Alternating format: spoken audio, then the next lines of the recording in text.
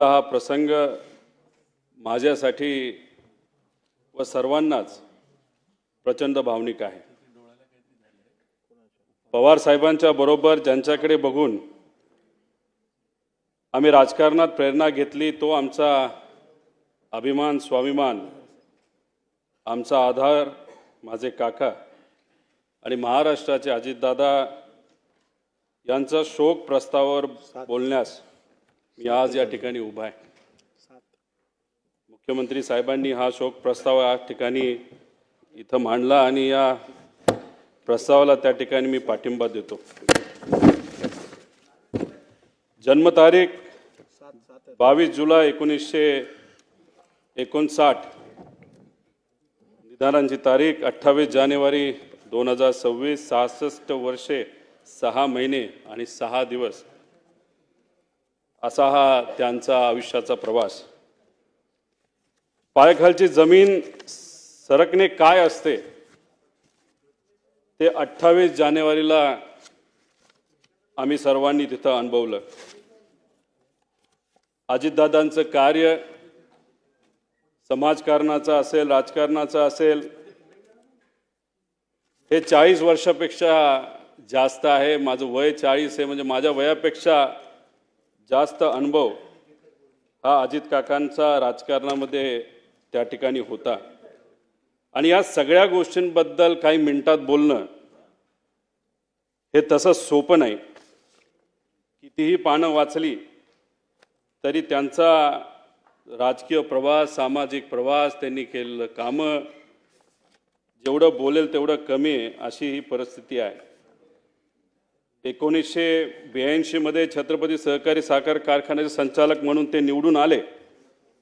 त्यावेळेस सुरू झालेला प्रवास हा 2026 पर्यंत राज्याचे उपमुख्यमंत्री म्हणून काही काळ अजून त्यांना मिळाला असतं, काही वर्ष त्यांना मिळाली असती तर या महाराष्ट्राचं सर्वात प्रमुख राजकीय स्थान म्हणजे मुख्यमंत्री सुद्धा अजितदादा झाले असते, असा विश्वास हा आम्हा सगळ्यांना, महाराष्ट्रातल्या जनतेला अध्यक्ष महोदय त्या ठिकाणी आहे। या विधानसभेमध्ये आल्यानंतर अजून सुद्धा दादा कुठं बसलेत आमच्याकडे लक्ष ठेवून असतील। अधिवेशनामध्ये येत असताना अजून पण आपल्या सर्वांना आठवत असेल त्यांची कपडे घालण्याची स्टाईल, कधीतरी गॉगल घालणार, त्यांच्याबरोबर आमदारांचा घोळका, कार्यकर्त्यांचा घोळका। मीडिया बरोबर जर मी बोलत असेल तर मागून मिश्किलपणे एखादा टोमणा त्या ठिकाणी त्यांचं मारणं असेल। त्याच्याचबरोबर अधिवेशनामध्ये बसल्यानंतर कोण काय बोलतंय, शांतपणे अधिवेशनामध्ये या हाऊसमध्ये काय चाललंय हे बारकाईने अजित काका ते बघत असत। त्याच्याचबरोबर भाषण करत असताना चुकून मध्ये जर कुणी त्या भाषणामध्ये त्यांना अडवलं नाही तर थांबवलं नाही तर खूप आवाज केला तर मिश्किलपणे असंही बोलून जायचे की जास्त आवाज केला तर तू मंत्री होणार नाही याची काळजी मी त्या ठिकाणी घेईल। त्याच्याचबरोबर पवार साहेबांवर चुकून जर कुणी बोललं तर या हाऊसला डोक्यावर घेतलेलं सुद्धा आपण त्या ठिकाणी तिथं बघितलेलं आहे। या हाऊसमध्ये येणारा पहिला नेता कोण असेल तर अजितदादा असायचे आणि हाऊस संपल्यानंतर शेवट जाणारा जर कुठला नेता असेल ते अजितदादा असायचे। त्याच्याचबरोबर आमच्यासारखे नवीन जे आमदार आहेत त्यांना बोलायला मिळतंय का, ते योग्य पद्धतीने बोलतायत का, आणि एखादा विषय मांडला लगेचच्या लगेच तिथं उत्तर देऊन त्या विषयाला मार्गसुद्धा त्या ठिकाणी ते लावून द्यायचे। अध्यक्ष महोदय, जेवढं दुःख कुटुंबीय म्हणून आम्हाला झालंय तेवढंच दुःख या महाराष्ट्रातल्या प्रत्येक व्यक्तीला तिथं झालेलं आहे। आमच्या बॅचच्या सर्व आमदारांवर ते बारकाईने लक्ष ठेवत असत। कधी चुकलं, कधी काय चुकीचं घडलं, चांगलं भाषण केलं तर चांगले बोलायचे आणि जर चुकलं तर कहाणी त्या ठिकाणी धरायचे। अध्यक्ष महोदय, खरं तर अजितदादांवर बोलताना म्हणजे काय बोलायचं आणि काय नाही बोलायचं असं झालंय। खरं तर खूप काही इथं बोलू शकतो. अनेक लोकांनी आमदार असताना मंत्री असताना त्यांनी काय कामं केली ही सांगितलं, पण मला असं वाटतं की परिवारातला एक व्यक्ती म्हणून परिवाराच्या दृष्टिकोनातून ते कसे होते हे थोडक्यात सांगण्याचा मी इथं प्रयत्न करतो. अजित काकांचा जन्म हा अहिल्यानगर जिल्ह्यामध्ये राहुरी तालुक्यामध्ये प्रवरा देवळाली मधला. सुट्टीच्या वेळेस मामाकडे जायचे. त्यांना लहानपणी गोट्या खेळायला आवडायचे, पण त्यांचा एक स्वभाव होता, कुठलाही खेळ खेळत असताना जर एखाद्या वेळेस ते हरले, नाही तर आपण हरतोय असं दिसायला लागले, तर काही झालं तरी आपण जिंकायचं. कधी कधी तर असं काही व्हायचं की अख्ख्या कुटुंबाला त्याला तिथं थांबावं लागायचं, कारण का दादांची अशी परिस्थिती असायची की गोट्या माझ्या ज्या काय तिथं मी हारलोय खेळामध्ये, त्या परत एकदा मी जिंकणारच, तरच बारामतीला तिथं जायचं. आणि चुकून जर तिथं एखादं भांडण कोणाबरोबर झालं तर दादा चिडायचे आणि मग बाकीचे त्यांना कुठेतरी सांभाळून घेण्याचा प्रयत्न करायचे. पण कधी कधी ते असंही म्हणून जायचं, असं मी ऐकलं माझ्या वडिलांकडनं, की जर मला कुणी मारलं तर मी अजिबात शांत बसणार नाही. त्याचा तोडीस तोड उत्तर त्यावेळेस लहान असताना ते त्या ठिकाणी द्यायचे. त्याच्याचबरोबर बारामतीला शाळेला जेव्हा ते जायचे तेव्हा नीरा कनाल हा मधून वाहत असायचा. नीरा कनालमध्ये जर पाणी असेल तर त्यांना थोडंसं लांबून जावं लागत होतं. बघा ना, योगायोग, लहानपणी जेव्हा त्यांना लांबून जावं लागत होतं तेव्हा ते सारखे चिडायचे की पाणी कोण सोडतंय, पाणी सोडलं तर मला लांबून जावं लागतंय. पण नंतर 15 वर्ष नीरा कनाल ज्या मंत्रालयाचा भाग आहे त्या मंत्रालयाचं मंत्रिपद हे दादांनी त्या ठिकाणी खूप सक्षमपणे बघितलं, आपण सगळ्यांनी बघितलं. माझ्या वडिलांचे आणि त्यांचे फार चांगले संबंध होते. दोघं एकत्र बऱ्याच वेळा तिथं थांबायचे, राहायचे. त्या दोघांना कृषी क्षेत्र खूप आवडायचं. एकदा त्यांना चांगली जर्सी गाई घ्यायची होती. दोघांनी ठरवलं, चला बँगलोरला आपण जाऊ. दोघं गेले बँगलोरला. पैसे थोडे घरून घेतले होते. तिथं गेल्यानंतर तिथं गाया सगळ्या तिथं निवडल्या. आता कसं जायचं, तर बजाजचा एक मोठा टेम्पो असायचा, जो काही ट्रॅक्टर नाही तर गाड्या घेऊन यायचा, त्याच्यामध्ये तो बुक केला, त्याच्यामध्ये गाई ठेवल्या. बँगलोरपासून ते बारामतीपर्यंत मग शेण साफ करणं असेल, दूध काढणं असेल, पाणी देणं असेल, दूध काढलेलं विकणं असेल, या सगळ्या गोष्टी अजितदादांनी आणि माझ्या वडिलांनी तिथं केल्या. आणि हे करत असताना कधी बोलून दाखवलं नाही. सहसा सगळ्यांची सवय असते की आमचं लहानपण कसं होतं, किती अडचणीचं होतं, हे सातत्याने अनेक लोक तिथं बोलून दाखवतात, पण दादांनी कधी ते तिथं बोलून दाखवलेलं नाही. त्याच्याचबरोबर असेही काही अनुभव मी ऐकलेले आहेत की जेव्हा लहानपणी ते श्रीनिवास काका असतील असं चालत मातीच्या रस्त्याने जायचे आणि जात असताना जेव्हा रस्त्यावर एखादा दगड असेल, काटा असेल, तर काही असेल तर ते साईडला सारून ठेवायचे. की त्यांचं म्हणणं असायचं की ठीक आहे, आपण आता चालतोय, आपल्याला दगड दिसतो तर तो बाजूला करूया, म्हणजे मागून येणारी एखादी गाडी असेल, बैलगाडी असेल, त्याला कुठं त्या ठिकाणी त्रास होऊ नये. म्हणजे दुसऱ्याची काळजी कशी घ्यायची ही लहानपणीपासून दादांनी त्या ठिकाणी जपून ठेवलं होतं. त्याच्याचबरोबर शेतामध्ये जात असताना गाजर गवत असेल, नाही तर अजून कुठलं काय असेल तर ते उपटायचं आणि बांधावर काढून ठेवायचं. आणि लहानपणी कोल्हापुरात शहाजी महाराजांच्या शाळेमध्ये, राजश्री शाहू महाराजांच्या शाळेमध्ये त्या ठिकाणी गेल्यानंतर पुरोगामी विचाराचा पगडा त्यांच्या मनावर, ध्यानावर आणि विचारांवर त्या ठिकाणी बसला.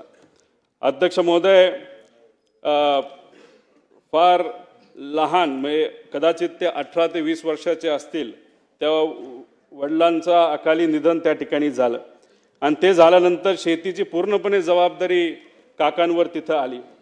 आणि त्याच्यामध्ये कष्ट कसे करायचे, शेतीत नवीन प्रयोग कसे करायचे, हे कुठं ना कुठंतरी सातत्याने ते तिथं समजून घेत होते. त्याच्याचबरोबर अजितदादांच्या वडिलांचं निधन झाल्यानंतर, अनंतराव आजोबा हे वारल्यानंतर पवार साहेबांनी दादांची फार मनापासून काळजी घेतली. स्वतःच्या पोटच्या पोरासारखं त्यांना त्या ठिकाणी वाढवलं.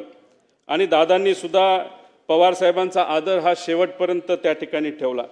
त्याच्याचबरोबर जसे जसे अजितदादा स्वतःला सिद्ध करत गेले तसे तसे पवार साहेबांनी अधिकची जबाबदारी ही दादांवर त्या ठिकाणी टाकली.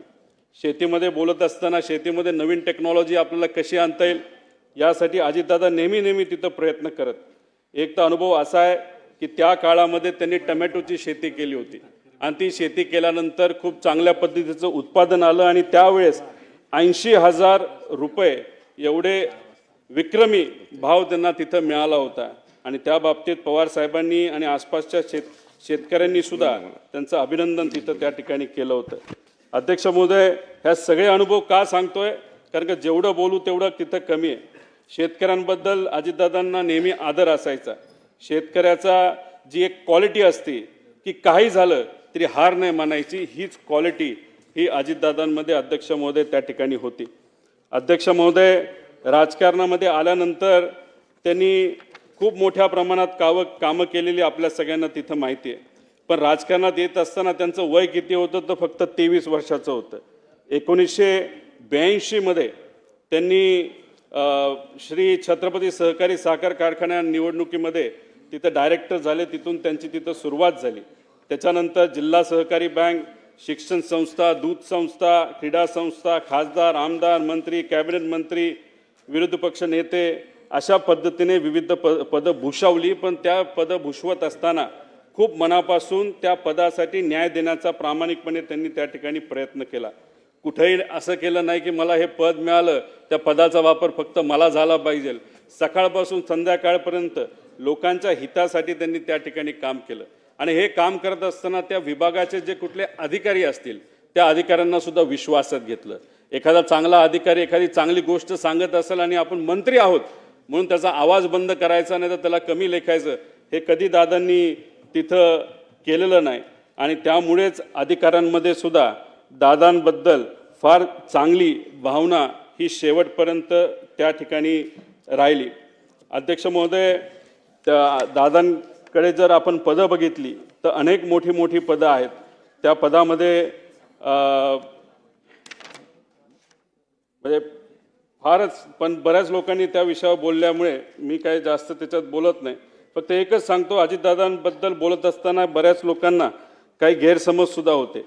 दादांचा स्वभाव खूप कडक आहे असं लोक म्हणायचे, पण मगाशी जसं उदाहरण दिलं, दादा एका फणसासारखे होते, बाहेरून एकदम कडक पण आतून एकदम गोड, तसा त्यांचा तिथं स्वभाव असायचा. पण काही स्वार्थी व्यक्तिगत विषय घेऊन, बेकायदेशीर विषय घेऊन येणाऱ्या लोकांबद्दल मात्र ते चीड करायचे.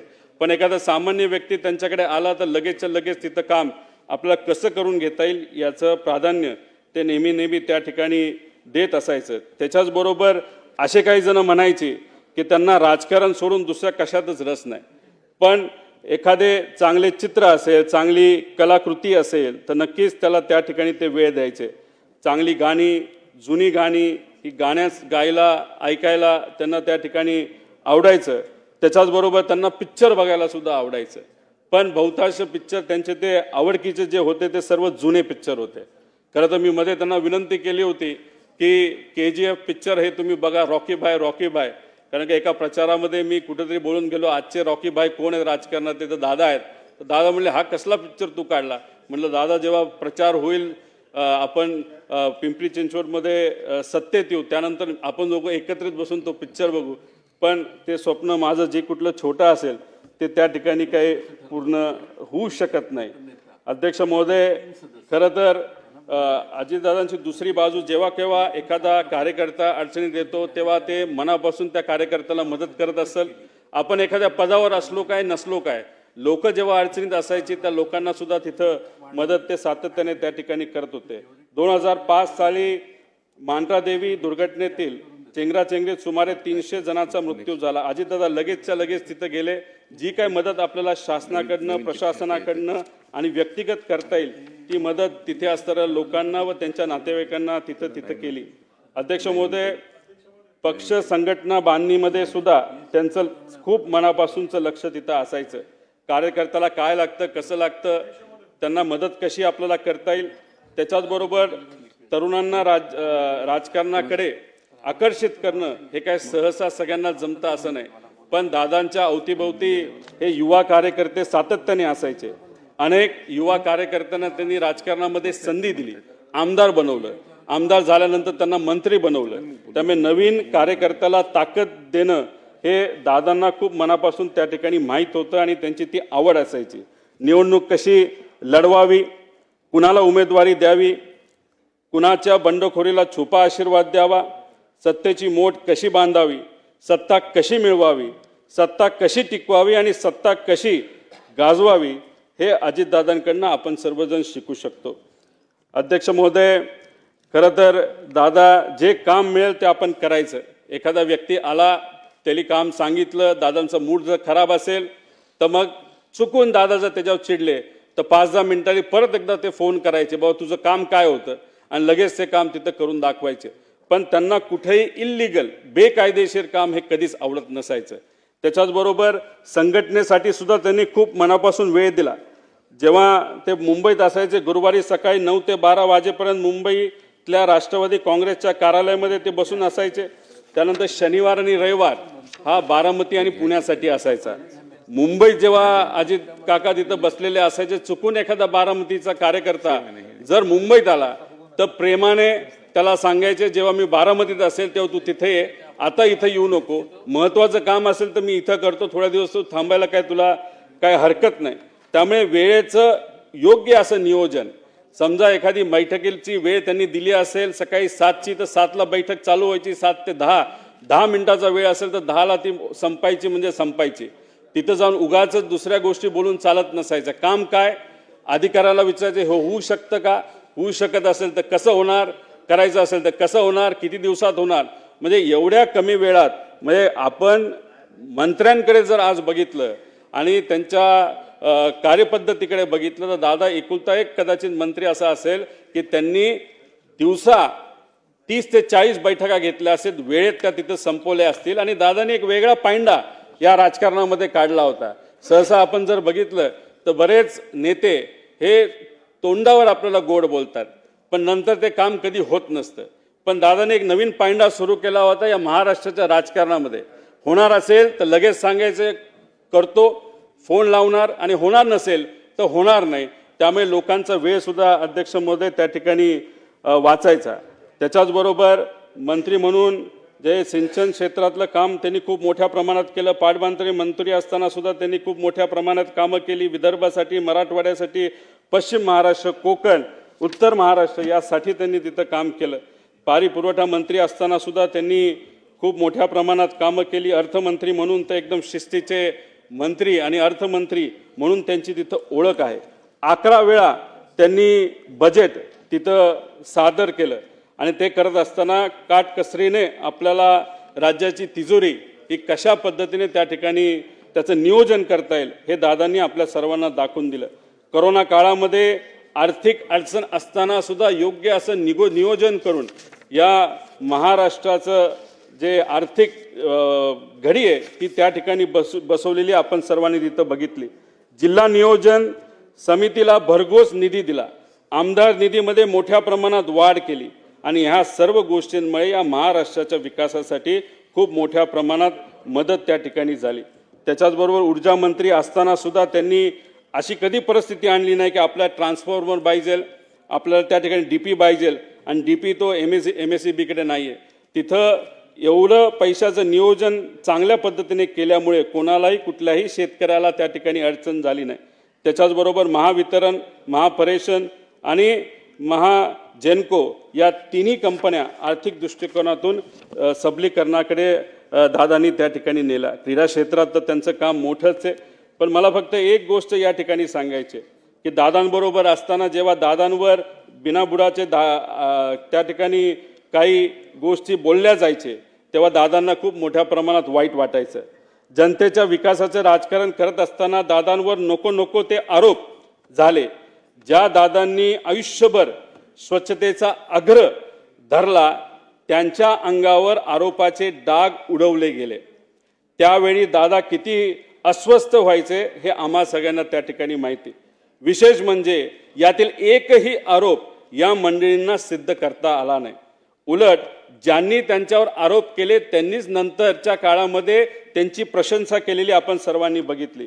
मी खरं तर विनंती करतो की आज दादा आपल्यामध्ये नाही आहेत. जे आरोप झाले ते कधी सिद्ध झाले नाही, ते आरोपच होते, नाही तर राजकीय कदाचित भाषणं असू शकतात. आणि मग अशा पद्धतीने जर आरोप त्यावेळेस केले असतील तर आज दादा जर आपल्यात नसतील तर ते आरोप आणि ते डाग आज जर आपल्याला पुसता आले तर त्यासाठी प्रयत्न झाले पाहिजे. त्याच्याचबरोबर देवेंद्र फडणवीस साहेब हे दादांचे जिवलग मित्र म्हणून ओळखले जातात. त्यांना मी विनंती करतो की हे जे खोटे सगळे आरोप आहेत एका गठोड्यात तिथं भरून या समुद्रामध्ये जर टाकून दिले तर मग मला असं वाटतं की त्यांना ती आदरांजली, खऱ्या अर्थाने आदरांजली असं आपल्याला कुठेतरी म्हणावं लागेल. अध्यक्ष महोदय, बाकी संस्थेमध्ये पण त्यांचं कार्य खूप मोठं होतं. काकांनी PDCC बँक असो, विद्या प्रतिष्ठान असो, VSI, TDA अशा इतर संस्थांमध्ये सुद्धा खूप चांगल्या पद्धतीने काम केलं. PDCC बँकेचं नाव हे अख्ख्या भारतामध्ये फार आदराने कोऑपरेटिव्ह सेक्टरमध्ये तिथं घेतलं जातं. अजितदादा आणि बारामतीचं नातं फारच वेगळं आहे. दादा बारामतीवर खूप मनापासून प्रेम करायचे आणि बारामतीकर दादांवर खूप मनापासून प्रेम करायचे. तिथं गेल्यानंतर कुठलाही विषय असेल तर दादा लगेचच्या लगेच तिथं लोकांचा सोडवायचे. झाडाकडे जेवढं लक्ष असायचं तेव्हा झाडाच्या फांद्यांकडे सुद्धा लक्ष असायचं. एखाद्या गावामध्ये काय कुठली अडचण आहे, कोणाची अडचण आहे, कशा पद्धतीने आपल्याला काम करता येईल, ॲडमिशनचा विषय आहे का, MIDCचा विषय आहे का, नोकरीचा विषय आहे का, लाईटचा विषय आहे का, एवढा मोठा नेता असताना, या राज्याचा उपमुख्यमंत्री असताना सुद्धा एखाद्या व्यक्तीला, बारामतीच्या एखाद्या व्यक्तीला एखादा विषय सांगितला, एखादी अडचण सांगितली तरी लगेचच्या लगेच ती आपल्याला कशी सोडून देता येईल याचा प्रयत्न हा अजितदादाने तिथं केला. बारामती पॅटर्न काय असतं हे पवार साहेबांच्या विजनली अजितदादांनी त्या ठिकाणी सगळ्यांना दाखवून दिलं. विरोधक सुद्धा बोलत असताना भाषणात सांगतात की आम्ही या भागामध्ये बारामती करून दाखवतो. असा एक पॅटर्न हा अजितदादांनी अख्ख्या महाराष्ट्राला सोडा अख्ख्या देशाला तिथं त्या ठिकाणी करून दाखवला.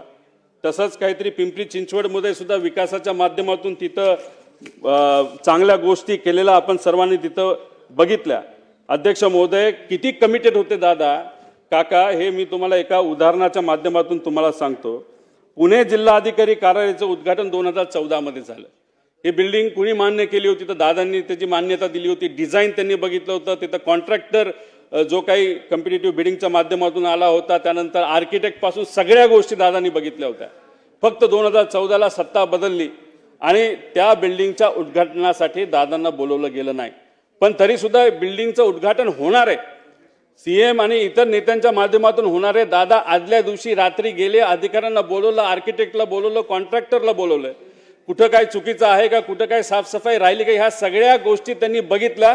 एवढी कमिटमेंट ही अजित काकांची, अजितदादांची तिथं आपण सर्वांनी या महाराष्ट्राच्या राजकारणामध्ये तिथं बघितली. अध्यक्ष महोदय, 2 मिनिटं फक्त राहिले. मी आणि अजितदादा फार आमचं जवळचं नातं होतं. माझ्या जीवनामध्ये मला जिल्हा परिषदेचं म्हणजे राजकारणातलं पहिलं तिकीट जर कोणी दिलं असेल तर ते अजित काकांनी दिलं. आमदारकीचं तिकीट जर कोणी दिलं असेल तर ते माझ्या काकांनी तिथं मला दिलं. आमच्या परिवारामध्ये आमचे जे काका असतात ते पुतण्याचं लग्न तिथे ठरवतात. पवार साहेबांनी काकांचं ठरवलं आणि माझ्या काकांनी माझं तिथं ठरवलं आणि ती गोष्ट कधी मी आयुष्यात विसरणार नाही. माझे होणारे सासरे त्यांना भेटायला गेले होते आणि त्यांनी विचारलं होतं माझी मुलगी रोहितला मी देणार आहे, त्याबद्दल तुमचं काय मत आहे. 1 सेकंड सुद्धा त्यांनी तिथं लावला नाही. म्हणाले की होतकरू मुलगा आहे, कष्टाळू मुलगा आहे, विजन घेऊन चालतो, लगेचच्या लगेच तिथं लग्न करून टाक. आणि स्वतः आजारी असताना सुद्धा काका तिथं लग्नाला आले होते आणि तिथं आदरातिथ्य जर तुम्ही बघितलं तर त्यांच्याच मुलाचं लग्न आहे अशा पद्धतीने त्या दिवशी ते तिथं वावरत होते आणि त्या पद्धतीने त्यांनी तो आशीर्वाद तिथं मला दिला. जेव्हा पक्ष वेगळा झाला तेव्हा काही प्रमाणात दादांकडनं साहेबांबद्दल काही गोष्टी बोलल्या गेल्या असतील, आम्ही तिथं बोललो गेलो असेल. पण काही दिवसांपूर्वी जेव्हा काका आणि आम्ही सर्वजण बारामती हॉस्टेलला भेटलो होतो, आम्ही तिथं सातत्याने चर्चा करत होतो. गेल्या काही महिन्यांमध्ये दादांबरोबर फार जवळून काम करण्याची तिथं संधी मला मिळाली. एक विकास लवांडे नावाचा कार्यकर्ता आहे. अजितदादांवर अतिशय झाल पद्धतीने त्यांनी टीका केली होती जेव्हा पवार साहेबांना सोडलं होतं. तेव्हा ते विकास लवांडेंना काही 1.5 महिन्यापूर्वी दादांना भेटवलं. दादा हे विकास लवांडे. तेव्हा दादांनी सांगितलं, मीच त्याला पक्षामध्ये आणलंय. दादा तुमच्या विरोधात त्यांनी खूप काय बोलले म्हणतो, तुम्हाला भेटायला घाबरतोय.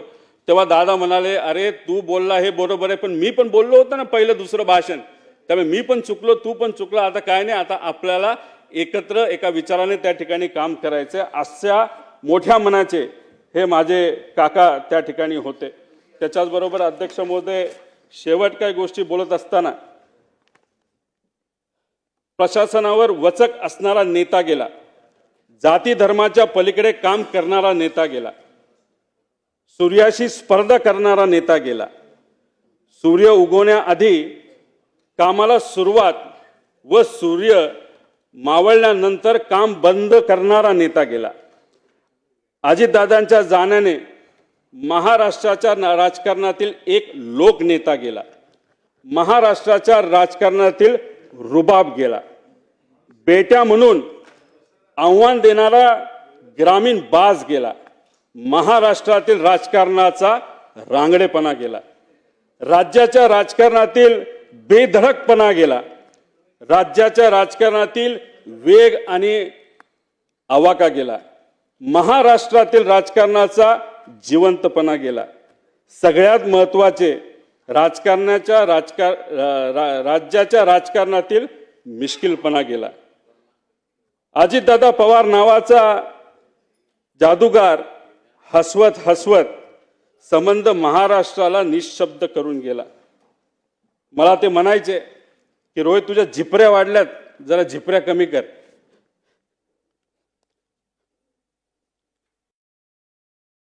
त्या दिवशी एक आदरांजली म्हणून तिथं मी माझे केस कापले. ते मला म्हणायचे, तू जरा